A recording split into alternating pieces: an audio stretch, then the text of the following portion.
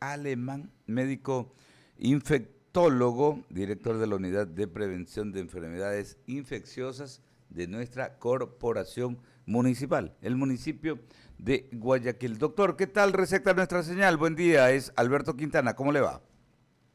Muy buenos días, Alberto. ¿Cómo está? Muy bien. Qué gusto enorme, ¿ah? Me decía a Abraham Ceballos, colega nuestro, que va viajando a Milagro, me dice, oye, me dice, el doctor Alemán es barcelonista. Le digo, por supuesto que es barcelonista, recontra que barcelonista lo veía, pues, incluso en los últimos partidos y alentando al equipo a pesar de todas las dificultades que tiene. Es así, doctor, ¿no? Así es, en las buenas y en las malas hay que apoyar al equipo. Lo veo medio decaído en torno a ese tema. Oiga, doctor, ayer nos preocupaba a nosotros también el asunto, las informaciones que nos llegaban temprano, ¿no? Desde el continente europeo.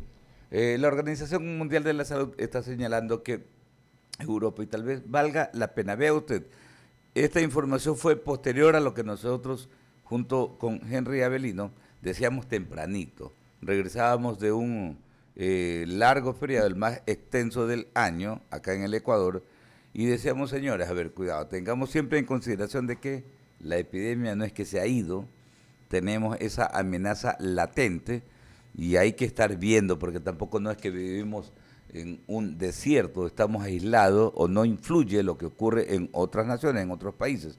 Y decíamos, tengamos muchísimo cuidado con lo que puede pasar y anotábamos en ese instante, tempranito ayer en la mañana, lo que ocurrió en China, lo que pasa en Rusia. Pero vea usted cómo luego ya esta amenaza se hacía más latente con el anuncio del director general de la Organización Mundial de la Salud, con lo que decía Hans Kluge, que es pues el director de la OMS para Europa, ¿no? Incluso imagínense que ponían una cifra, de aquí a febrero puede ser de que ocurran al menos 500.000 muertes en las ciudades y en los países europeos por la forma como se va comportando el tema de COVID-19. En esa medida, doctor, ¿cómo podemos orientar a quienes están en nuestra sintonía? ¿Qué podría pasar acá en el Ecuador en torno a esta amenaza? Bienvenido nuevamente, buenos días. Bueno, volver a agradecerte por la invitación y siempre es un placer poder conversar con ustedes, ¿no? Mira, yo creo que tu comentario es un comentario muy oportuno porque seguimos repitiendo y hay que seguirlo repitiendo que la pandemia todavía no termina.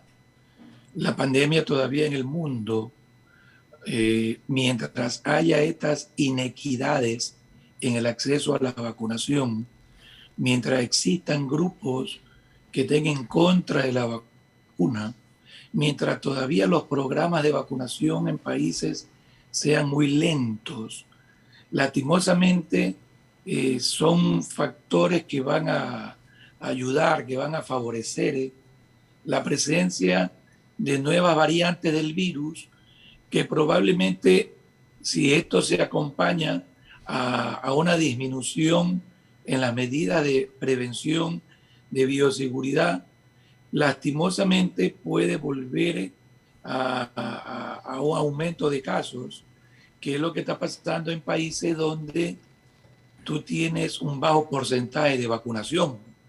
El ejemplo de Rusia, donde a pesar de ser uno de los países fabricantes de vacunas, solo, mira tú que solo la mitad, menos de la mitad de la población es la que ha accedido a vacunarse, ¿no? Y vuelvo y te lo repito, yo creo que hay que seguir trabajando en que la pandemia no termina, en que pueden existir nuevos brotes. Si bien es cierto, se calcula que estos nuevos brotes no van a ser iguales que los anteriores, pero no deja de ser episodios que ante sistemas de salud frágiles, como los nuestros, por ejemplo, fácilmente lo volverían a colapsar, fácilmente lo volverían a que tenga problemas, ¿no? Por eso es que seguimos insistiendo que si bien es cierto la actividad económica, la reactivación económica es un objetivo que que el país tiene y que todos queremos, la idea es tratar de seguir insistiendo, tanto por parte del gobierno nacional, el Ministerio de Salud y ustedes que son los principales comunicadores que llegan a la gente, que la pandemia todavía no termina. Claro, ¿no? Qué complejo. Lo escucho a usted, ¿no? Y por ejemplo a mí se me viene a la cabeza, porque nosotros hablamos todos los días, igual que pasa con usted también, yo sé que mucha gente lo aborda, usted tiene también acceso a gente de todos los sectores, ¿no? Al igual que nosotros. Y qué sé yo, por ejemplo, se me ocurría aquello de quienes trabajan en las actividades de diversión. Por ejemplo, diversión nocturna, ¿no? Llámese discotecas, centros de diversión nocturna, todo ese gran espectro que es importante, ¿no? Importante, por ejemplo, incluso para el desarrollo turístico de una ciudad, importante por el hecho de que emplean, de que brindan plazas de trabajo para mucha gente. Y ellos nos dicen, pero ¿por qué es que a nosotros nos ponen tantas restricciones que dice que entonces, se me venía a la cabeza justamente lo complejo que es conciliar esas posiciones cuando hablamos de reactivación, ¿no, doctor? Es complejo, ¿no? Poder cumplir con lo uno, con el hecho grave, importante de poder tener esa responsabilidad de control en torno al tema epidemiológico y al mismo tiempo tener la liberalidad para poder desarrollar estas actividades, ¿no? Lastimosamente van a existir ciertos trabajos, van a existir ciertas actividades que son las que van a generar mayor riesgo que otras. No es lo mismo tener una reunión en un sitio cerrado con 100 personas, ¿no, verdad? En donde la ventilación sea mala, en donde la gente, por aspectos propios del sitio, ¿no? Nadie usa mascarilla porque estás conversando con un grupo de amigos, ingiriendo algún licor, en donde el riesgo de contagio es tan alto, pero tan alto, cuando tú lo comparas con una actividad probablemente abierta, ¿no? Esto es algo que lo hemos venido diciendo, aunque sea de conversaciones entre amigos, que lo ideal ahora es hacer fiestas o reuniones a cielo abierto, ¿no? Porque algo que se llama aerosoles Ujú. es lo que lastimosamente más riesgo tiene cuando tú estás en un sitio cerrado, mal ventilado, tienes mucha gente, que nadie use mascarilla, ¿no, verdad? Y que favorezca la transmisión fácil del virus. Mira que esto de aquí disminuye abruptamente cuando tú lo haces en un sitio ventilado. Por eso es que las actividades al aire abierto, las actividades no cerradas, probablemente son las que están favoreciéndolas, están autorizándolas, diciéndolo de esta manera, cuando uno compara con el ejemplo que tú ponías, que lastimosamente, ¿no?, hay grupos de ciudadanos que, como tú bien lo mencionabas, viven de esta actividad, pero que desgraciadamente son las que mayor riesgo tienen. Sí, qué terrible, ¿no? Qué terrible, porque vuelvo y repito, es tan difícil conciliar, porque obviamente son intereses, son familias que dependen de ese tipo de negocios, pero hay que ver, ¿no? Hay que ir especificando exactamente cuáles son las cuestiones prioritarias. Antes de ir con Henry Avelino, doctor, a ver, ¿cómo ve usted? Dos en una. El hecho de que ayer, ¿no? Luego del retorno del feriado, se ponía pues fuerza, ímpetu en el tema de la vacunación de refuerzo. Entonces, tercera dosis. Entiendo, y de acuerdo a la información que nos ha acercado el Ministerio de Salud Pública, ya se había pues aplicado este refuerzo a los profesionales de primera línea, ¿no? No sé qué tanto eso ha funcionado, usted que es médico nos va a decir exactamente, por un lado, aquello, se buscaba en primera instancia ahora, a partir de ayer, pues el hecho de poder poner el refuerzo a los adultos mayores.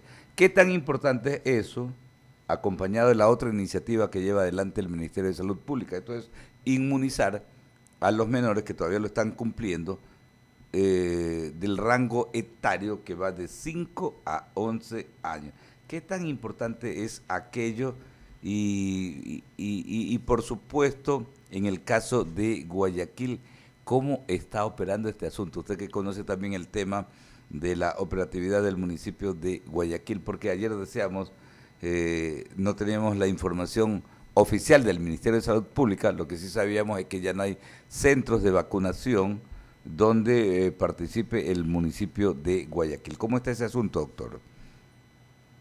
Bueno, yo creo que en este momento hay suficiente evidencia para tratar de, dentro de esta lucha que hay contra la pandemia, van a existir grupos poblacionales que con el transcurso de los meses va a disminuir la protección en algunos casos, sobre todo los mayores de 60 a 65 años y todos los trabajadores de la salud que están atendiendo o que van a seguir atendiendo personas con potenciales enfermedades respiratorias. Ellos van a estar más expuestos a nuevamente a pacientes en algún momento que puedan ser portadores del SARS-CoV-2 y al mismo tiempo, por su edad, la disminución a nivel de la eficacia que la vacuna puede tener hace que la evidencia en este momento, creo yo, de que ha sido muy favorable para tratar de colocar esta tercera dosis, que en algunos casos puede servir de refuerzo y en algunos casos puede servir para volver a tratar de poner su sistema inmunitario adecuado. Por lo tanto, yo creo que no hay duda que en este momento los beneficios de la tercera dosis, sobre todo para estos grupos, ¿no?, de médicos de primera línea, trabajadores de la salud, para mayores de 65 años son vitales, ¿no? También sabemos, y está claro, que en este momento la vacunación ha regresado a los centros del Ministerio de Salud Pública, que se lo sigue haciendo de una manera, creo yo, bastante organizada. Y la idea es acudir a los centros, ¿no? Tratar de tener claro de que esto no termina, de que esto es una ayuda para poder tratar de disminuir que yo me complique, que yo vaya a un hospital, a una terapia intensiva y me muera. Y lo mismo pasa con la parte pediátrica. La parte pediátrica probablemente un poco más sensible siempre, los niños siempre más sensibles, pero que cuando uno compara con el histórico que las vacunas que ellos reciben, probablemente también nos va a ayudar a completar este objetivo que siempre están los países persiguiendo, que es la inmunidad de rebaño, ¿no? Mientras más población tengamos vacunada, nos va a servir no solamente para que las personas no se infecten, no progresen, no se enfermen, sino que también va a ayudar a que disminuya la transmisión. Claro que sí. Ya vamos a seguir hablando del tema de la data, de esos aspectos que tienen que ver con la estadística. Pero aquí está su ahijado, Henry Avelino, que lo quiere saludar también, por supuesto. Es mi doctor. Claro, otras inquietudes para usted, doctor Washington Alemán. Gran médico y amigo. Sí, me recuperó de un brazo totalmente infectado hace ya más de un año y con un excelente trato. Doctor, qué gusto saludarlo, ¿eh? Y poder conversar con usted. Sí, vemos como que mucha tranquilidad, doctor, ¿no?, en la gente. Y conversando siempre con las personas que tienen COVID, se hablan a veces de secuelas. Al inicio de la pandemia se hablaba también de secuelas. Ahora que ya hay mucha gente que está vacunada, gente que pasó por esto, ¿cómo está afectando el tema de las secuelas del COVID a esa población que se enfermó en el inicio? Hay temas permanentes, temas graves. Le digo esto que nos preocupa. Tengo un familiar en Chile que tuvo COVID hace 2 meses y quedó con una afectación pulmonar grave. Estuvo internado por el COVID, salió, pero lamentablemente esta semana ha tenido nuevamente que ser internado, pero por el problema que quedó con el pulmón, un problema grave, ¿no? Y nos tiene a todos en tensión. ¿Cómo aquí en nuestro país, de lo que usted puede ver en el día a día, esas secuelas están repercutiendo de forma grave, suave? ¿Cómo está el panorama, doctor? Bueno, muy buenos días, Henry. Siempre también es un placer poder conversar contigo. Gracias. Bueno, mira, yo creo que seguimos aprendiendo con esta enfermedad, ¿no? Acordémonos que es una enfermedad que todavía, desde el punto de vista médico, tiene poco tiempo. Es probable que esto está siendo muy dinámico. Pensábamos que probablemente las afectaciones iban a ser mucho más severas de las que creíamos, pero lo que estamos viendo es que los compromisos pulmonares, que es la principal lesión, existen dentro de pacientes, pero en menor cantidad de la que probablemente se había pensado, ¿no? ¿Verdad? Porque al inicio de la pandemia veíamos el elevado compromiso pulmonar que tenían los pacientes, pero que con el transcurso del tiempo vimos que con un buen manejo de terapia respiratoria, con un buen manejo clínico, los pacientes, las secuelas iban disminuyendo. No te quiero decir que no hay pacientes con secuelas, existen pacientes. Lastimosamente los pacientes, mientras más grave ha sido la enfermedad, más grave o más riesgo tienen de quedar con secuelas. Porque aquí no solo se combina lo que el COVID deja, sino que se combina todo lo secundario a lo que un paciente grave en terapia intensiva ha estado en un respirador y que esto también deja secuelas. Los casos leves o moderados, por suerte, ¿no? Las complicaciones pulmonares muchas veces no es la más grave.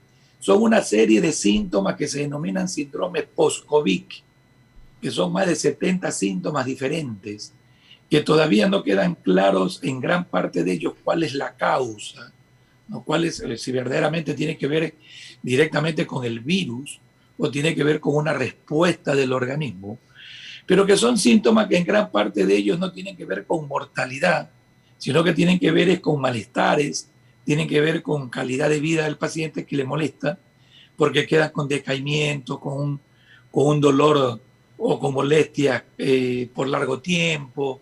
Y eso es lo que estamos viendo más frecuente, lo que se denomina o lo que lo encasillamos dentro de lo que es el síndrome post-COVID, ¿no? Los síntomas o signos posteriores a una infección que son muy variables, como te lo decía, para resumirlo, que va a depender si el paciente ha tenido un cuadro leve, moderado o grave.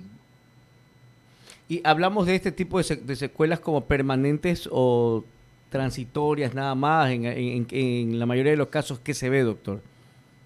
Mira, la gran mayoría de casos son transitorias. Qué bueno. Pero que están demorando, o sea, demora un tiempo en que el paciente se vaya recuperando. Gran parte de ello tiene que ver también mucho con el estrés propio de lo que ha pasado. Y en caso de pacientes graves, ¿no? Pacientes con compromiso pulmonar, con fibrosis pulmonar, bueno, son pacientes que lastimosamente sí van a requerir un manejo ya de especialistas. Los neumólogos son quienes están hechos cargo de la recuperación de muchos de estos pacientes. Y en caso de ellos sí, probablemente van a quedar con algún grado de lesión más prolongada, con pronósticos que hay que individualizarlo con cada paciente. Sí, un tema más sobre, una pregunta más sobre el tema de la vacuna. El doctor Washington Alemán está con nosotros. ¿Qué tiempo se está tomando para aplicar esta tercera dosis? ¿Qué tiempo entre la segunda y esta tercera dosis se debe tener? Y hago esta pregunta porque ayer justo con Alberto estábamos también tratando de ver cronogramas en la página del Ministerio de Salud, no hay fechas establecidas y la gente nos pregunta eso, ¿no? Bueno, ¿qué tiempo hay que esperar, especialmente la población de 65 años, lo recomendable para aplicarse esta tercera dosis? Bueno, la sugerencia que el Ministerio de Salud ha hecho es que hay que esperar 6 meses desde la última dosis que recibió dentro del plan de vacunación anterior, ¿no? Es decir, al 6º mes de vacunado, usted puede acudir a colocarse la dosis de refuerzo. Es importante que la gente pueda, Alberto, tener el carnet a la mano. Sí, por supuesto. Oiga, doctor, lo escuchaba con atención, ¿no? Cuando usted menciona esto de las secuelas, no es aventurado decir de que muchas de las enfermedades, incluso ustedes, la gente de ciencia, o sea, no lo puede determinar ahorita, ¿no? Tal vez pasarán, qué sé yo, pues pasará un tramo alrededor de hasta 5 años para poder determinar secuelas en lo que tiene que ver con este asunto, ¿no? Porque incluso, como usted decía, no tiene que ver exclusivamente ya con la condición física, sino que creo que se traslada hasta lo psicológico, ¿no? Me refiero a la afectación de COVID-19.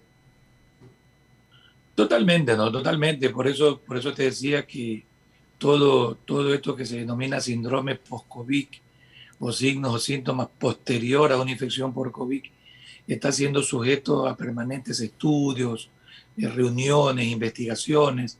Hay cosas que estamos aprendiendo, pero todavía hay muchas preguntas que nos faltan seguirle buscando respuestas. Y yo creo que así es la ciencia, ¿no? Así es la medicina. A medida que uno va avanzando, va investigando, van saliendo resultados, van saliendo estudios y uno va afianzando conocimientos, ¿no?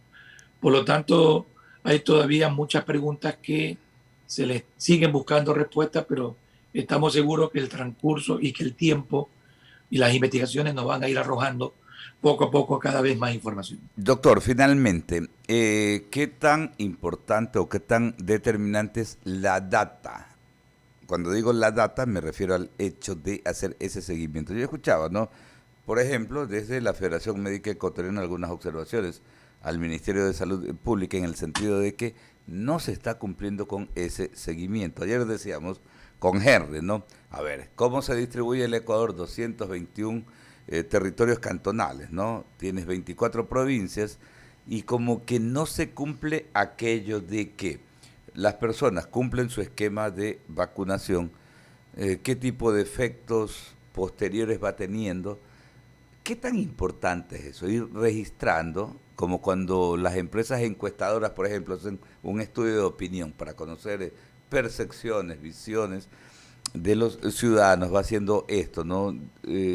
Agarra en una ciudad, en un cantón, en cualquier punto referente del país, agarra un grupo de personas del área urbana, del área rural y va viendo esto. Se cumple, lo está haciendo el Ministerio de Salud Pública.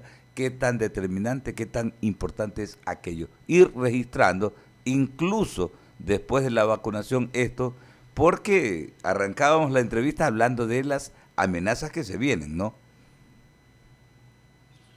Mira, uno de los problemas que durante toda la pandemia creo que los países latinoamericanos y en general países, llamémoslos subdesarrollados, y bueno, y el nuestro también, ha sido lo relacionado a la vigilancia epidemiológica. Todo lo que es vigilancia post vacunación, vigilancia de casos, vigilancia de muertos, vigilancias virológicas, son muy necesarios para poder tratar de hacer el seguimiento de la pandemia.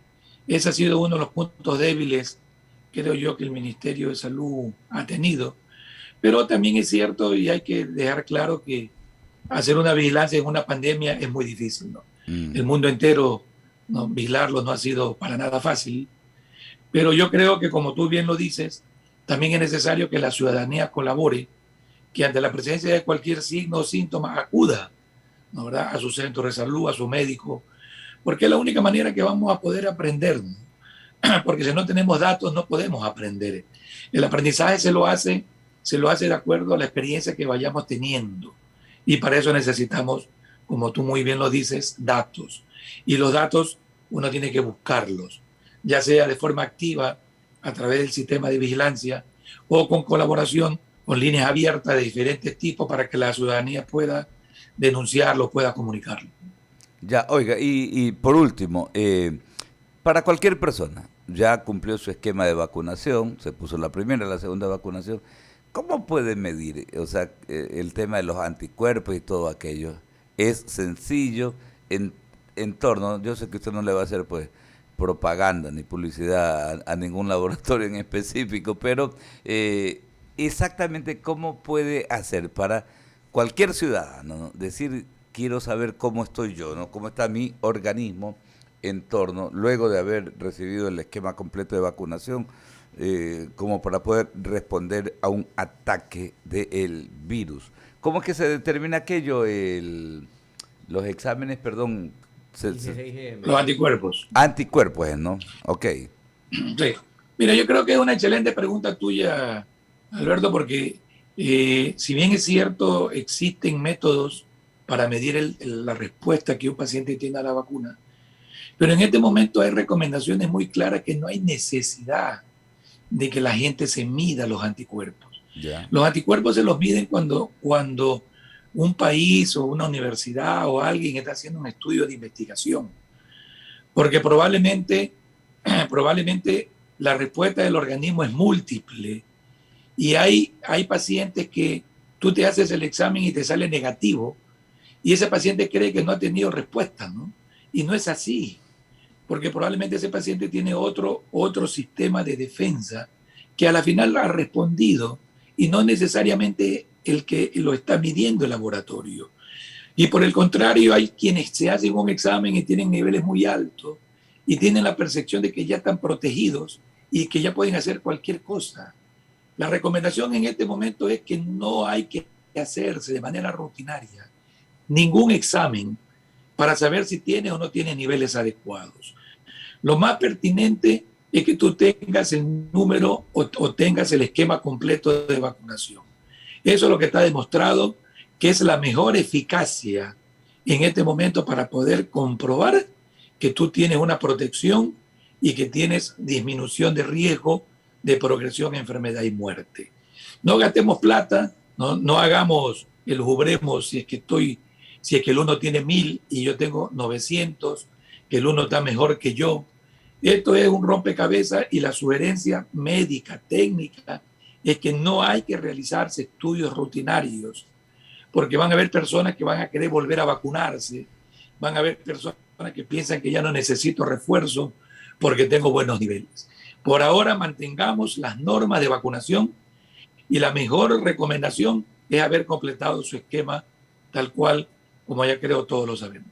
Doctor, qué gusto enorme siempre escucharlo, siempre tener esos conceptos que orientan, ¿no? No solamente a nosotros, a este equipo de comunicadores, sino también a toda la población. Le enviamos un fuerte abrazo, le agradecemos por la deferencia que siempre tiene con nosotros, precisamente para aceptar este tipo de entrevistas. Muchísimas gracias, doctora. No, gracias a ustedes, un abrazo y siempre felicitaciones. Muchísimas gracias, doctor.